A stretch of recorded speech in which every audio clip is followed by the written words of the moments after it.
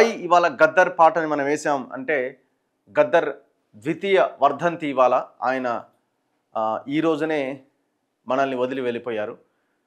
So ఆ రోజుని గుర్తు చేసుకోవాల్సిన అవసరం ఉంది. ఆయన ఈ దేశానికి ఈ ప్రజలకు చేసిన సేవ, ఆయన చేసిన త్యాగం మరోసారి గుర్తు చేసుకోవాల్సిన అవసరం ఉన్నది.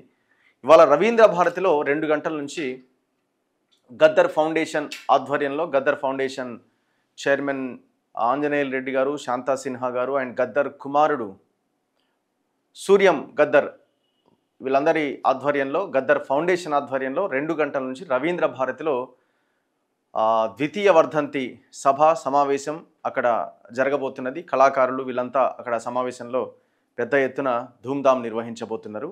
సంతాపం ఆయనకి నివాళి అర్పించబోతున్నారు. పాటలతోనే ఆయన్ని మరోసారి స్మరించుకోవడానికి ఈ ధూమ్ధామ్ లాంటి కార్యక్రమాన్ని కూడా ఏర్పాటు చేయడం జరిగింది. రవీంద్ర భారతిలో ఇవాళ మధ్యాహ్నం 2 గంటల నుంచి గద్దర్ ఫౌండేషన్ ఆధ్వర్యంలో జరగబోతుంది. ఇప్పుడు 2 ఏళ్ళు ఆయన మనల్ని విడిచి వెళ్ళి గద్దర్ మొదటి సమావేశంలోనే రేవంత్ రెడ్డి 3 ఎకరాల భూమి అన్నాడు, ఇంకేదో అన్నాడు, 3 కోట్ల 4 కోట్ల ఎంతో ఇస్తామని అన్నాడు. ఇంతవరకు ఆయన విగ్రహం ప్రభుత్వం అధికారికంగా ఏడబెట్టింది లేదు. ఇంతవరకు 2 ఏళ్ళు అవుతుంది. గద్దర్ మరణాన్ని, గద్దర్ యొక్క ఆయన పేరుని రాజకీయంగా మీరు చాలా విపరీతంగా వాడుకున్నారు. ఆయన చనిపోయినప్పుడు కూడా మొత్తం మీరే దగ్గరుండి పిసిసి అధ్యక్షుడిగా ఇక మేమే చేసిన ఈ కార్యక్రమం అంతా ప్రొజెక్ట్ చేసుకొని ఎలక్షన్స్లో లబ్ధి పొందిరు కదా. మరి ఎలక్షన్స్ తర్వాత చేయాల్సిన తదుపరి కార్యక్రమాన్ని, అంటే ఆయన మరణించిన తర్వాత చేయాల్సిన తదుపరి కార్యక్రమాన్ని గుర్తించాల్సిన అవసరం ఉంది కదా. కొన్ని వేల సాహిత్యం ఉంది ఆయనది, కొన్ని వేల పాటలు, కొన్ని వేల పుస్తకాల సాహిత్యం ఆయనది ప్రజల దగ్గర సేకరించబడి ఉన్నది గద్దర్ ఫౌండేషన్ దగ్గర. మరి దాన్ని ఒక దగ్గర నిక్షిప్తం చేయాలి అని అంటే, ఒక దగ్గర ప్రజలకు అందుబాటులో పెట్టాలి అని అంటే దానికి ఒక లైబ్రరీనో, దానికి ఒక ఇదో కావాలి కదా. సో మరి ఆయనకి 3 ఎకరాలు ఇస్తామన్నారు, ఇంతవరకు ఎకరం కూడా దిక్కులేదు. ఎక్కడ మరి ఎట్లా ఎప్పుడు ఇస్తారు ఇంకా?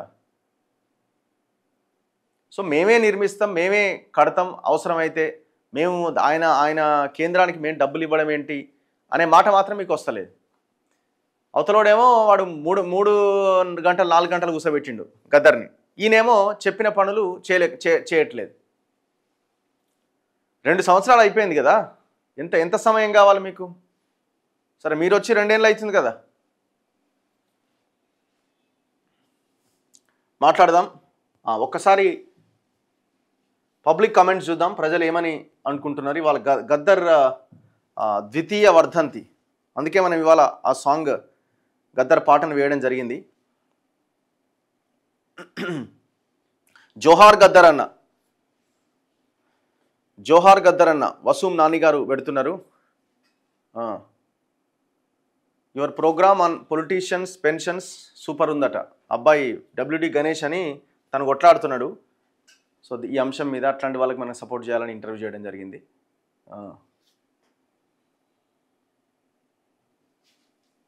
రఘు గారు గుడ్ మార్నింగ్ సార్. రిజర్వేషన్లో ఆర్థికంగా వెనుకబడిన వాళ్ళకి ఇవ్వాలి, అన్ని కులాల వాళ్ళకు వర్తించాలి, ఇది నా అభిప్రాయం సార్. ఇది మీకు ఓకే అనిపిస్తే దీని మీద దయచేసి మీరు ఫోకస్ చేయగలరని నా మనవి.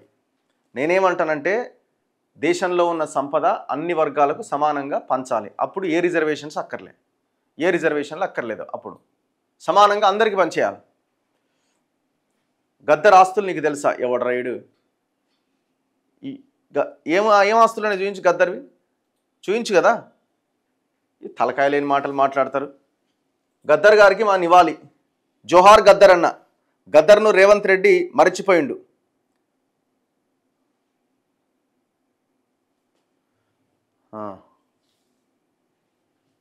నెక్స్ట్ గ్యాస్ పైసలు వస్తలేవట, గ్యాస్ పైసలు పడతలేవట. గద్దర్ అన్నను ముందు పెట్టుకొని కాంగ్రెస్ అధికారంలోకి వచ్చింది. గద్దర్ లాంటి ఎంతోమంది త్యాగాలతో వచ్చింది తెలంగాణ. ఎవడు కూర్చున్నాడు అధికారంలో? హర్ష అడుగుతున్నాడు. నో రిజర్వేషన్, జై లాల్ సలాం. జాబ్ నోటిఫికేషన్ గురించి మాట్లాడండి. జయశంకర్ సార్ జయంతి అన్న. బీసీ రిజర్వేషన్లు మతపరంగా ఇస్తున్నారు. సో తప్పకుండా జయశంకర్ గారిని కూడా మనం గుర్తుంచుకోవాల్సిన అవసరం ఉంది. ఆ ప్రోగ్రామ్ని ఖచ్చితంగా మన తొలి వెలుగు ఛానల్ కవర్ చేయగలరు. మీరు అవునన్నా కాదన్నా కవర్ చేస్తాం. గద్దరన్న ప్రజలకు శత్రువు ఎవరో చెప్పలేదు పాటలో కూడా. అన్న మీరు పథకాలపైన ప్రశ్నించండి. హైదరాబాద్ కమిషనర్ సివి ఆనంద్ గారు గద్దర్ గారి గురించి అడిగితే చెబుతారు. జోహార్ గద్దర్ అన్న. బాల్కొండలో కరప్షన్ బాగా జరుగుతున్నారు గ్రామ పంచాయతీల్లో. ఓకే, డైలీ నా వైఫ్తో గొడవ అన్న, మార్నింగ్ లేవంగానే నీ వీడియో పెట్టుకొని కూర్చుంటా.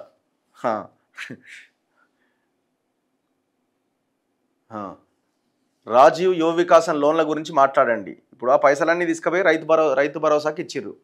ఇది ఎండబెట్టిరు దీన్ని. మరి అది ఎప్పుడు చేస్తారన్న చూడాలి. మళ్ళీ నేను 10 ఎకరాలు అమ్మితే మళ్ళీ 10,000 కోట్లు వస్తే అప్పుడు 10 ఎకరాలు 100 ఎకరాలు అంతా దొంగలే. జై బీసీ. ఇవాళ తెలంగాణ కాంగ్రెస్ వీళ్ళందరూ పోయారు కదా, మరి ఇలా బీసీ ధర్నా ఉందట.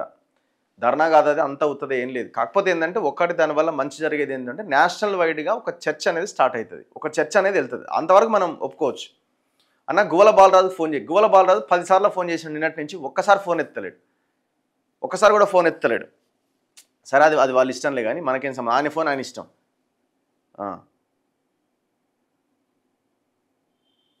అన్న గవర్నమెంట్ జాబ్స్లో రెడ్డిల డామినేషన్ ఉందన్న. ఇప్పుడు పైసలు వాళ్ళ దగ్గర ఉన్నాయి, బేసిక్గా వాళ్ళు ఉద్యోగాలు సంపాదించారు. గ్రూప్ 1 గ్రూప్ దాదాపు మేజర్ ఉద్యోగాల్లో వాళ్ళే ఉన్నారు. అన్నీ నాట్ ఓన్లీ గవర్నమెంట్ కానీ ప్రైవేట్ కానీ అన్ని రంగాల్లో వాళ్ళే ఉన్నారు. అసలు లేని రెడ్లు కూడా ఉన్నారు. మళ్ళీ వాళ్ళని కూడా మనం ఆలోచించాలి. పేద రెడ్లు, అసలు ఏమీ లేని వాళ్ళు కూడా ఉన్నారు. వాళ్ళ గురించి కూడా మనం కన్సర్న్ చేయాలి. వాళ్ళ మీద కూడా మనం మాట్లాడాల్సిందే. ఎవడి పరిపాలన బాగుందన్న, ఇవ్వంది బాలే, అంత దొంగలే. జోహార్ గద్దర్ అన్న. రిటైర్ అయిన వారికి ఆర్టీసీ బకాయిల గురించి మాట్లాడండి. పెద్ద మనిషి రోజు పెడుతుంది పాపం. చలో మాట్లాడదాం. మనం ఫస్ట్ వార్తల్లోకి వెళ్దాం. ఇవాళ గద్దర్ ద్వితీయ వర్ధంతి. రవీంద్ర భారతిలో మధ్యాహ్నం 2 గంటల నుంచి గద్దర్ ఫౌండేషన్ ఆధ్వర్యంలో ఈ కార్యక్రమం జరగబోతున్నది. ఆంధ్రజ్యోతి పేపర్తో స్టార్ట్ చేద్దాం. ఆంధ్రజ్యోతిలో ఇవాళ కనిపిస్తున్న వార్తలు,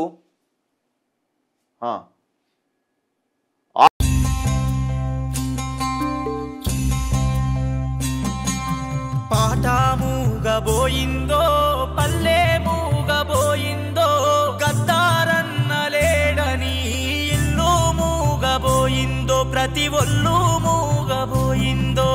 పాట మూగబోయిందో పల్లె మూగబోయిందో, గద్దారన్న లేడని ఇల్లు మూగబోయిందో, ప్రతి ఒళ్ళు మూగబోయిందో.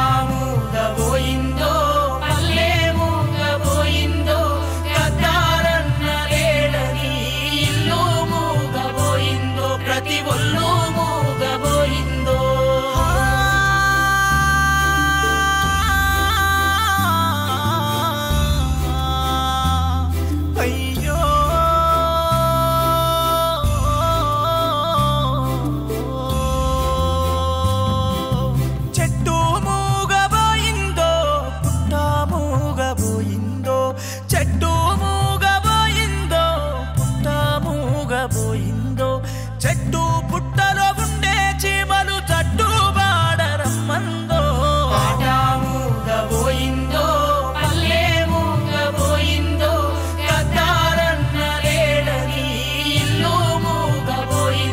ప్రతి ఒళ్ళు